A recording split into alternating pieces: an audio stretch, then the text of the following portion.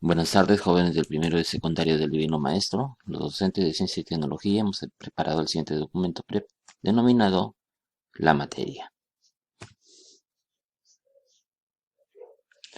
Veamos una lectura. ¿Hasta dónde se divide la materia?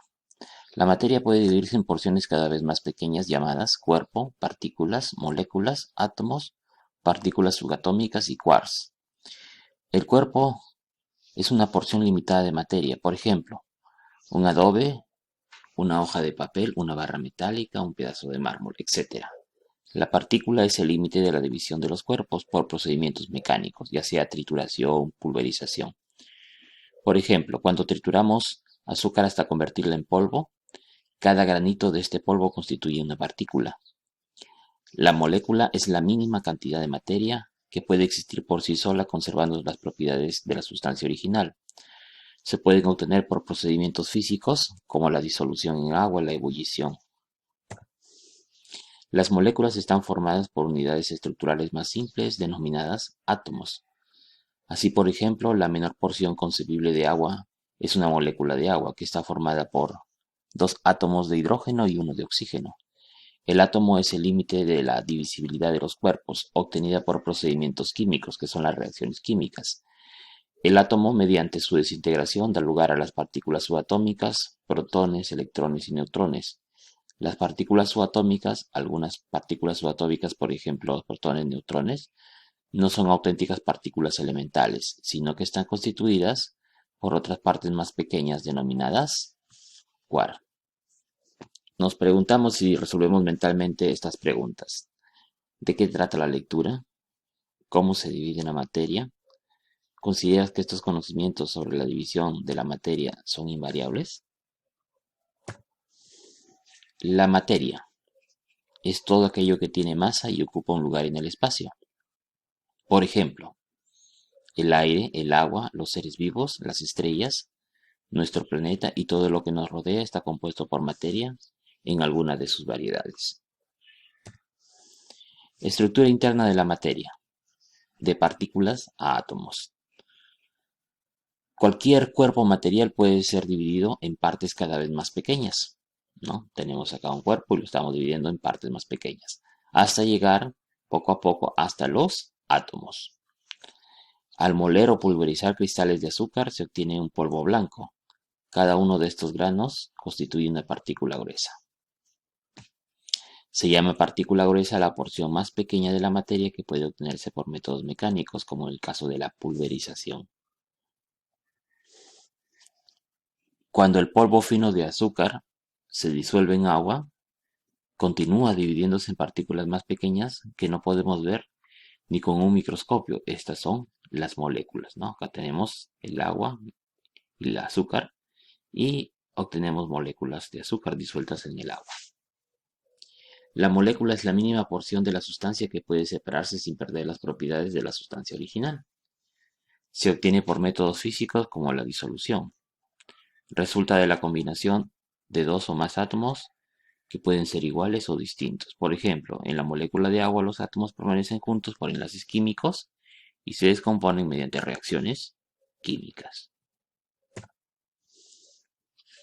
El átomo es la porción más pequeña de la materia que se obtiene mediante procedimientos químicos. Está formado por varias partículas subatómicas. Acá tenemos un átomo y sus partículas subatómicas.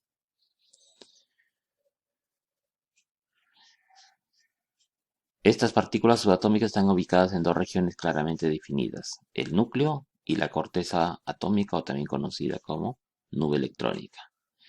El núcleo es la zona central del átomo. Este es el núcleo.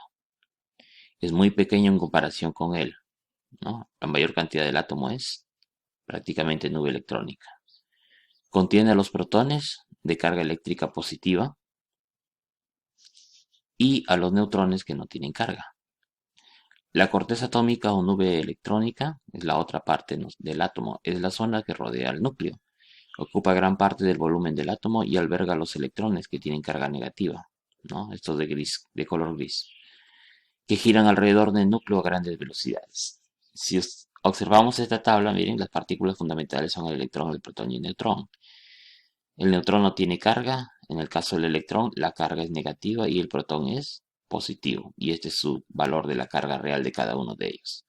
La masa. Si vemos las masas, el que tiene un exponente negativo más alto es el electrón, por lo tanto su masa es la más pequeña de todas. Y en el caso del protón y el neutrón casi tienen el mismo valor, ¿no? Entonces son las partículas más pesadas. El electrón donde se ubica en la nube electrónica y el protón y el neutrón se ubican en el núcleo. Teoría atómica. ¿Cómo es la estructura de la materia? Es una interrogante que el ser humano se ha formulado desde tiempos remotos. Durante miles de años, las dos teorías principales y contrapuestas al respecto eran que la materia es continua, que no tiene divisiones, como se ve a simple vista, o discontinua, que era la otra teoría, ¿no? Que está formada por pedacitos muy pequeños, pero perfectamente separados entre sí. John Dalton fue el primero que describió un fenómeno en las personas que se llamó la ceguera a los colores, o daltonismo, ¿no? Que le puso su nombre justamente a esa enfermedad. Bueno, la contribución más importante de Dalton fue su teoría acerca de la materia, que está compuesta por átomos de diferentes masas que se combinan en proporciones sencillas para formar los compuestos. Esta teoría se formuló en 1803 y es la base de la química moderna. Entonces, ¿qué nos está diciendo Dalton? Según su teoría, que toda la materia está compuesta por átomos. Esa es la teoría atómica de Dalton. A principios del siglo XX, John Dalton formuló una teoría científica acerca de la estructura de la materia que puede resumirse en los siguientes enunciados. La materia está formada por partículas indivisibles llamados átomos. En la actualidad sabemos que hay partículas más pequeñas que los átomos, ¿no? Los átomos no se crean ni se destruyen durante las reacciones químicas. Bueno, en la actualidad sabemos que algunos átomos se pueden descomponer o incluso se pueden unir, ¿no? ¿Qué más nos dicen Dalton? Todos los átomos de un elemento son iguales. Los átomos de un elemento son diferentes de los átomos de otro elemento. Bueno, eso es cierto, pero también hay átomos del mismo elemento que tienen algunas diferencias, a pesar de que son del mismo elemento. ¿Qué nos dice Dalton? Se forman compuestos cuando los átomos de elementos diferentes se combinan en proporciones fijas y en pequeños números enteros. Bueno, esto sí se mantiene como algo verdadero. Cuando dos elementos se combinan para formar más de un compuesto, cada compuesto tiene una proporción diferente pero definida de números enteros. Esto también es correcto. Bueno, en este dibujo tenemos, ¿no es cierto?, átomos de diferentes elementos y se van uniendo y forman compuestos, ¿no? Eso es lo que nos dice Dalton. Acá tenemos, ¿no es cierto?, el átomo del carbono con el átomo de oxígeno se están combinando en proporción de 1 a 1 para formar el monóxido de carbono. En el caso del carbono con el oxígeno, acá hay una combinación de un átomo de carbono y dos de oxígeno y forman el dióxido de carbono. La proporción es de 1 a 2.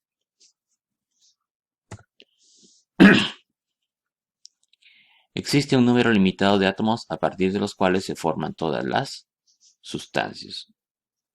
No, bueno, nosotros sabemos en la actualidad que la materia no se crea ni se destruye, solamente se transforma. ¿Ya? Conservación de la materia, justamente es eso. Dalton basó uno de sus postulados en la enunciada por Lavoisier, en una ley enunciada por Lavoisier, que sostiene lo siguiente. La materia no se crea ni se destruye durante un cambio químico. La masa total de los productos de la reacción es siempre igual a la masa total de los reactantes. A partir de la teoría de Dalton, el átomo pasó a ser entendido como un objeto real, a pesar de que no se podía evidenciar, ¿no? O no se podía ver, con propiedades definidas, posible de ser estudiado. A fines del siglo XIX y principios del siglo XX, nuevas teorías modificaron las ideas de Dalton acerca de un átomo compacto indivisible. Científicos como Thomson, Rutherford, Bohr formularon una nueva visión del átomo, según la cual los átomos están formados por partículas separadas entre sí, que poseen masa y carga eléctrica, ¿no? Estamos hablando de las partículas atómicas. Acá tenemos de manera resumida cómo ha ido cambiando los modelos atómicos a través del tiempo. Miren, el primer modelo atómico, científicamente hablando, fue de John Dalton, que nos decía que el átomo era una estructura que ya no se podía dividir. El modelo de átomo indivisible, ¿no? Luego Thomson descubre el electrón y nos dice que el átomo es como un bizcocho en el cual se encuentran inmersos los electrones, o sea, ya había partículas ya. Rutherford nos da un modelo planetario del átomo. ¿Qué nos dice Rutherford? Que en el centro del átomo está el núcleo, que es de carga positiva, y que alrededor están girando los electrones como si fueran, ¿no es cierto?, un sistema planetario solar.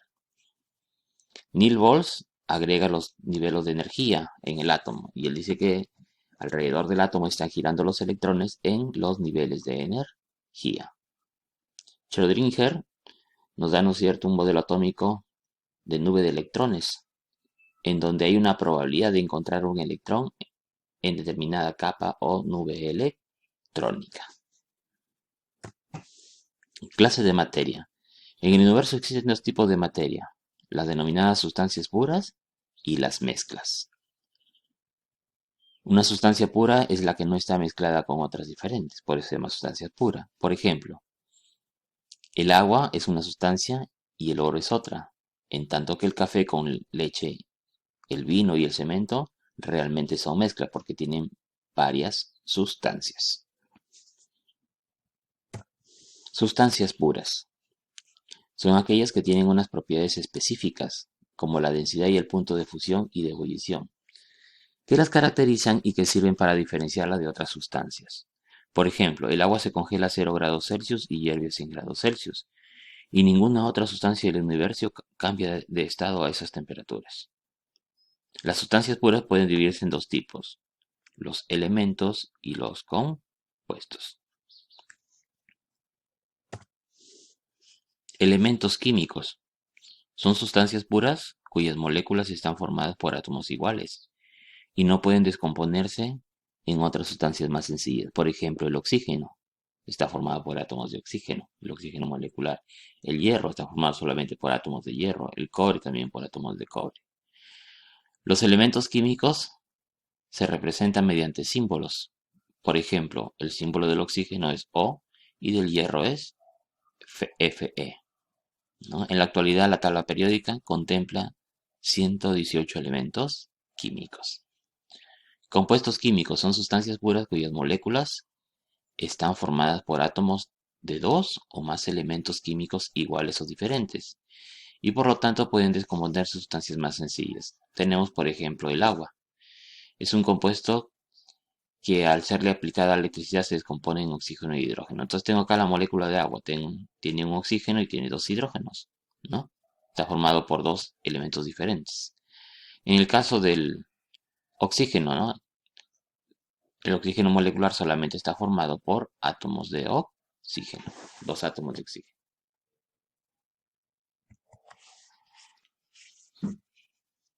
Las moléculas de las sustancias se representan mediante las fórmulas químicas, ¿no? Por ejemplo, acá tengo el nitrógeno molecular, tiene dos átomos de nitrógeno. En este caso tengo el cloruro de hidrógeno o ácido clorhídrico, ¿no? Que tiene un átomo de hidrógeno y un átomo de cloro. En una fórmula química aparecen los símbolos de los elementos que se unen, como estamos viendo acá, y unos números que son sus subíndices, como en el caso de acá el ácido sulfúrico, que indican cuántos átomos de cada tipo hay en dicha molécula. Así, el agua se representa mediante la fórmula H2O, porque tiene sus moléculas dos átomos de hidrógeno y un átomo de oxígeno. Las mezclas son un tipo de materia formada por dos o más sustancias, las cuales pueden separarse fácilmente por medios físicos. Las mezclas se caracterizan por lo siguiente. Las sustancias que las forman se llaman componentes, cada uno de los cuales conserva sus propiedades. Por ejemplo, en una mezcla de azúcar y agua, el azúcar continúa siendo dulce. Las sustancias que las forman pueden separarse por métodos mecánicos o físicos. El agua y el azúcar, por ejemplo, pueden separarse mediante la evaporación del agua, ¿no? Y nos queda el azúcar. Tienen composición variable. Puede haber una mezcla de agua con mucha azúcar o con poca azúcar. En ella se pueden identificar la sustancia dispersante, que se encuentra en mayor cantidad o proporción, y una o varias sustancias dispersas que se encuentran en menor proporción. Mezclas homogéneas, llamadas también soluciones o disoluciones. Son aquellas que tienen un aspecto uniforme, es decir, sus componentes no se distinguen a simple vista, se ve todo como uno solo. Por sus aspectos suelen confundirse con las sustancias puras. Cuando preparamos un jugo de sobre, el polvo se disuelve en el agua y se forma una mezcla cuyos componentes ya no se distinguen. El agua de mar y el bronce también son ejemplos de mezclas homogéneas. Esta clase de mezcla tiene las siguientes propiedades o características. Los componentes están integrados en una sola fase y los componentes pueden volver a separarse. El componente que se encuentra en mayor proporción se llama solvente, en el caso del jugo, ¿no? Y el que está en menor proporción se denomina soluto. Bueno, en este caso es el agua el solvente, ¿ya? Y el que está en menor proporción le vamos a llamar soluto y en este caso sería el polvo. El soluto y el solvente, los dos sumados, forman la solución, ¿ya? Ambos pueden ser sólidos, líquidos o gases, ¿no? Puede haber variantes entre ellos. El aire, por ejemplo, es una solución gaseosa y las aleaciones son soluciones sólidas.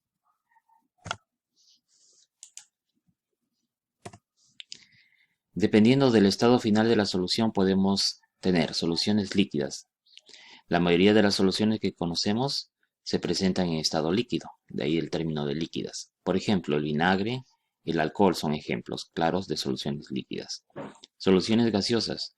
El aire es una mezcla de gases que forma una solución gaseosa. Soluciones sólidas. Las aleaciones metálicas son soluciones sólidas. Por ejemplo, tenemos el bronce, también tenemos el acero. Mezclas heterogéneas. Son aquellas cuyos componentes o fases se pueden distinguir a simple vista.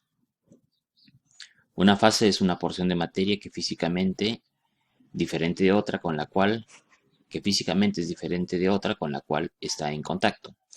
Algunas mezclas, como el caso de la leche, la gelatina, la mayonesa, a primera vista parecen soluciones homogéneas, pero sin embargo, cuando las vamos a ver en un microscopio, se ven sus componentes diferentes.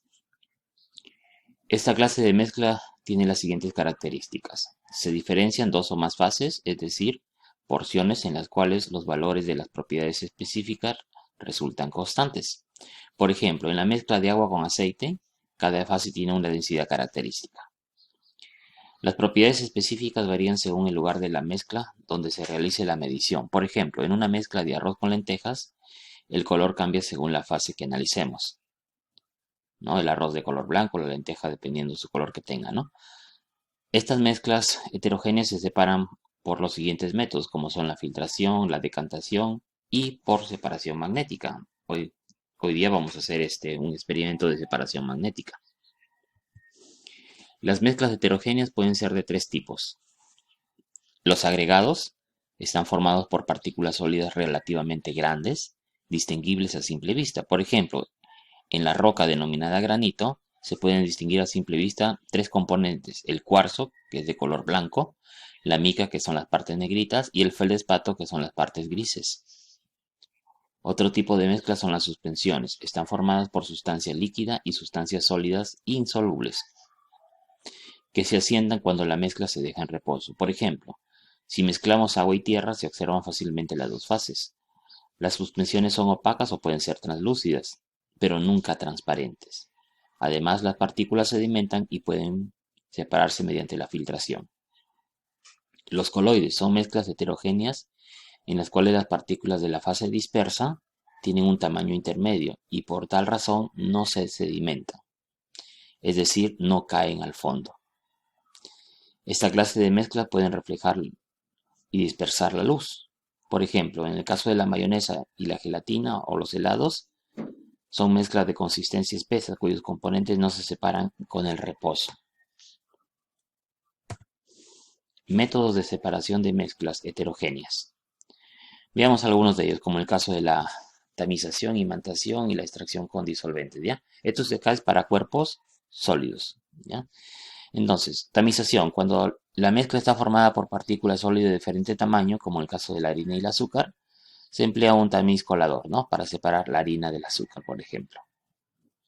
Imantación, si uno de los sólidos tiene propiedades magnéticas, se utiliza un imán para separarlos. Por ejemplo, en el caso de las limaduras de hierro y harina, tenemos limaduras de hierro, lo mezclamos con harina y le ponemos un imán y se separan justamente las limaduras de hierro. Extracción con disolventes. Se realiza usando disolventes adecuados.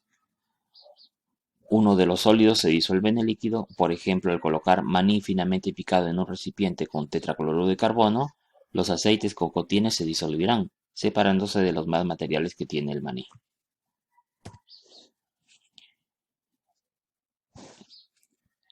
Separación de mezclas heterogéneas en el caso de que haya un líquido y un sólido.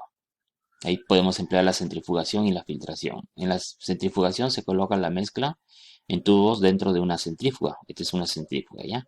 Que al girar rápidamente hace que la fase sólida se alimente al fondo del tubo y la fase líquida quede en la parte superior. O sea, la centrífuga forma, ¿no es cierto?, como una especie de aumento de la gravedad, haciendo que los cuerpos sólidos caigan al fondo y los cuerpos líquidos queden flotando. Filtración. Las partículas del sólido quedan retenidas en la malla de filtro. Por ejemplo, al filtrar una mezcla de harina y agua, la harina queda retenida en ese filtro y el agua pasa, ¿no?, a través del filtro. Cuando se trata de dos líquidos en mezclas heterogéneas, podemos emplear la técnica llamada de la decantación. Se basa en la diferencia de densidad. Por ejemplo, al colocar agua y aceite en una pera de decantación, el líquido menos denso queda arriba y el más denso queda abajo. Luego se abre la llave o robinete de este dispositivo y se deja escurrir el líquido inferior, que ya queda separado del líquido superior. Método de separación de mezclas homogéneas. Cristalización. Se usa para separar el sólido soluble de la solución que la contiene en forma de cristales. Estos se forman cuando el líquido se evapora. Así, la sal común se obtiene evaporando agua de mar en pozas de gran superficie, ¿no? Entonces, por ejemplo, acá tenemos agua con sal en un crisol. Calentamos, se evapora el agua y nos queda la sal. Ahí hemos hecho el proceso de cristalización. Destilación. Sirve para recuperar el solvente. Se coloca un tubo refrigerante en cuya función será el enfriar el solvente para que vuelva al estado líquido, ¿no? Por ejemplo, acá quiero preparar agua pura, ¿no? A partir de agua doméstica que sale en nuestros grifos. Calentamos, ¿no es cierto? Acá el agua tiene su punto de fusión, de evaporación, perdón, y va pasando a través de un tubo en forma de vapor de agua, pero hay un tubo externo, ¿ya? Este es un tubo interno, hay un tubo externo, este es un doble tubo realmente, donde va a pasar agua fría. Esa agua fría hace que, ¿no es cierto?, el agua en forma de vapor vaya disminuyendo su temperatura y va a caer, ¿no es cierto?, un agua más pura, producto de la destilación. Esto se emplea también, ¿no es cierto?, en las industrias de licorería. Cromatografía consiste en sembrar la solución en una fase fija, que es el papel de filtro, y hacer pasar por ella una corriente de solvente llamada fase móvil, por ejemplo el alcohol. El soluto es arrastrado por la fase móvil, separándolo de una mezcla de dos o más solutos. Por ejemplo, acá ponemos una pequeña cantidad de alcohol en un recipiente, ponemos un papel de filtro y ponemos acá un color, por ejemplo el color celeste y un color amarillo acá, ¿no?, de plumones. Y dejamos que tapamos con otro vidrio en la parte superior, por ejemplo una luna de reloj, y el alcohol va a comenzar a subir, miren, y el alcohol va, ¿no es cierto?, a separar los componentes de estos colores. A ese proceso se denomina cromatografía. Aplicaciones de los métodos de separación de mezclas. La destilación se emplea en la industria licorera, en la purificación del agua y en el aprovechamiento de todos los componentes del petróleo, de donde se extraen por destilación miles de compuestos. La gasolina es uno de ellos. La cromatografía tiene gran variedad de aplicaciones como análisis de muestras, identificación y determinación de los componentes químicos en los alimentos. La centrifugación se emplea en la industria y en los laboratorios clínicos, ya que es una forma rápida y eficaz de separar los componentes de determinadas mezclas. La separación manual y la decantación son utilizados en la construcción para obtener arenas finas y las gravillas. La cristalización, la evaporación y la sublimación se utilizan como métodos de purificación de sustancias para extraer las impurezas que las contienen. La filtración se emplea para la preparación del café, el té y las aguas aromáticas. El tamizado es usado para separar los residuos, por ejemplo, cuando preparamos un jugo. Actividad. ¿Hay fierro en los cereales? Materiales. Una caja de cereales de desayuno con alto contenido de hierro. Cuanto más hierro, mejor para nuestro experimento. Un mortero o un rodillo de madera. Un imán de neodimio o cualquier otro imán potente. Papel blanco, puede ser por ejemplo papel bond. Opcional, una bolsa de plástico transparente con cierre hermético. Agua y una batidora de vaso, ¿no? O una licuadora. Procedimiento. Pon un puñado de cereales para desayuno con alto contenido de hierro en un mortero y machaca hasta que se convierta en polvo. Cuanto más fino, más sencillo será extraer el hierro. Echa los cereales molidos sobre un folio o una cartulina de color blanco y pasa el imán cerca de la parte superior de los cereales y verás cómo recoge unas pequeñas partículas negras. Habrás conseguido separar el hierro de los cereales. Una variante que puedes hacer es triturar los cereales con agua en una batidora con vaso, ¿no? Estás licuando prácticamente tus cereales. Cuando hayas conseguido tener una pasta de cereales, mételo en una bolsa hermética. Pasa el imán por el exterior de la bolsa de plástico y verás cómo las partículas de hierro se van agrupando por donde pasabas el imán. Elaboras tu problema de investigación, tu hipótesis. Bueno, acá tenemos un resultado, ¿no es cierto?, donde se ha puesto esa mezcla que se ha hecho en la licuadora de los cereales con el agua. Y miren, pasan el imán y acá están las partículas de hierro, de color negro. Explicas el fenómeno y elaboras conclusiones. Ticket de salida. ¿Qué es lo más importante que aprendiste en la clase de hoy? ¿Entendiste la clase de hoy como lo sabes? ¿Qué preguntas tienes sobre la clase de hoy? Muchas gracias. Hasta una nueva oportunidad.